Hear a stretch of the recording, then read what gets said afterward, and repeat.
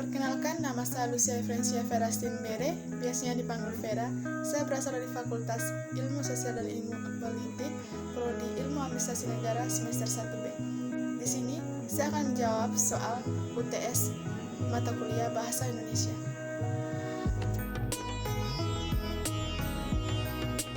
Pertanyaan nomor 1, implementasi kedudukan bahasa-bahasa Indonesia sama sekali tidak berurutan.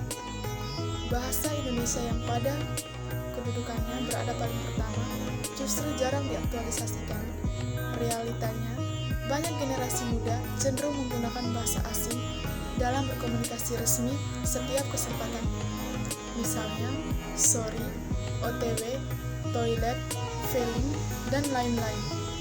Jika Anda adalah generasi muda yang menjunjung tinggi bahasa negara dan nasional kita, solusi apa yang Anda tawarkan agar kedudukan bahasa-bahasa di Indonesia benar diimplementasikan? Jadi, menurut saya, sebagai generasi muda, solusi yang ditawarkan agar bahasa Indonesia yang baik dan benar dapat dikembalikan yaitu dengan cara yang pertama, menggunakan kaidah-kaidah tata bahasa yang terdapat dalam Pedoman Umum Ejaan Bahasa Indonesia. Yang kedua, menumbuhkan rasa bangga generasi muda terhadap bahasa Indonesia. Yang ketiga, mengakui bahasa Indonesia sebagai bahasa yang satu. Yang keempat, menanamkan semangat persatuan dan kesatuan dalam diri generasi muda untuk memperkokoh bangsa Indonesia dalam menggunakan bahasa yang baik dan yang benar. Kedua, ragam bahasa merujuk pada konteks, yaitu Anda berbicara bersama siapa, di mana, kapan, dalam situasi apa, dan apa tujuan pembicaraan. Dengan demikian, ragam bahasa bersifat fleksibel, namun tidak menuntut kemungkinan bahwa masih ada kekeliruan dalam mengaktualisasikan ragam bahasa. Apa yang Anda lakukan jika Anda berada bersama lawan bicara yang keliru menerapkan ragam bahasa saat berkomunikasi dengan Anda? Jika pernyataan Anda ternyata direspon dengan sok pintar, apa pembelaanmu yang tidak menyinggung lawan bicaramu? Menurut pendapat saya, jika pernyataan saya direspon dengan kata sok pintar, artinya lawan bicara menyinggung bahwa saya lebih pintar dibandingkan mereka atau lawan bicara. Atau orang menilai saya lebih dari mereka, atau juga lawan bicara menganggap saya tahu segalanya dibandingkan mereka, sehingga lawan bicara merespon dengan kata sok pintar.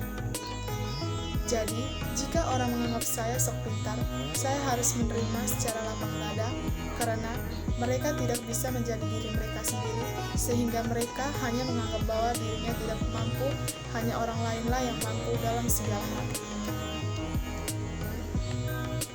Ya, kesalahan penulisan atau pengetikan dalam bahasa Indonesia tidak diterima sebagai bentuk kekeliruan, tetapi keterlaluan.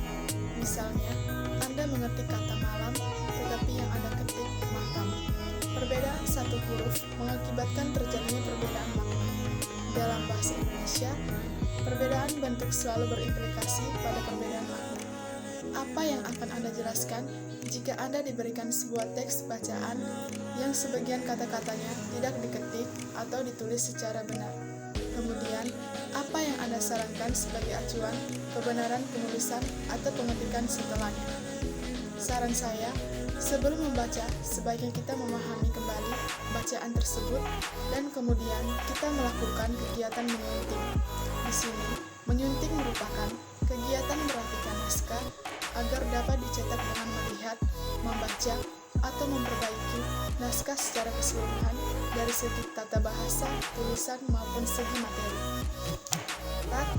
Cari dan tulislah paling kurang 15 kata yang salah, kemudian ubahlah menjadi benar yang disertai dengan alasan. Yang pertama, terima kasih, yang sebenarnya terima dan kasih.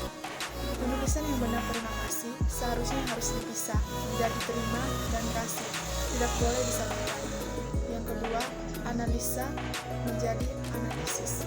Biasanya kosakata ini sering digunakan untuk penulisan ilmiah. Yang ketiga, hoax atau hoax. Kosakata hoax itu ternyata masih dalam bahasa Inggris.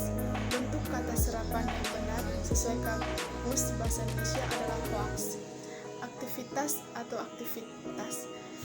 Di kamus KBBI kita menemukan kata dasar aktif, sehingga penulisan kata ini dengan aktivitas padahal yang benar adalah aktivitas. Kosakata ini merupakan kata serapan dari bahasa asing yaitu activity. Yang kelima, sekedar atau sekadar. Penulisan kata sekedar masih sering digunakan banyak orang. Jadi, kamu mungkin berasumsi bahwa penulisan bahasa di Indonesia yang tepat adalah sekadar dan berasal dari kata sadar atau kadar. Makhluk menjadi makhluk. Kosakata sering salah tulis berikutnya yaitu kata makhluk atau makhluk. Makna kata ini berarti sesuatu yang dijadikan atau diciptakan oleh Tuhan. Makna kata ini berarti sesuatu yang dijadikan atau diciptakan oleh Tuhan. Makhluk hidup atau makhluk hidup. Buat kamu yang menulis menggunakan kata makhluk. Nomor 5. Carilah dan tulislah paling kurang 5 kalimat yang tidak efektif, kemudian ubahlah menjadi efektif dengan penjelasannya. Kemarin, banyak para karyawan yang melakukan demo. Ketidakefektifan yang terjadi pada kalimat tersebut adalah dalam penggunaan kata para. Kata para seharusnya digunakan untuk mewakili banyak orang.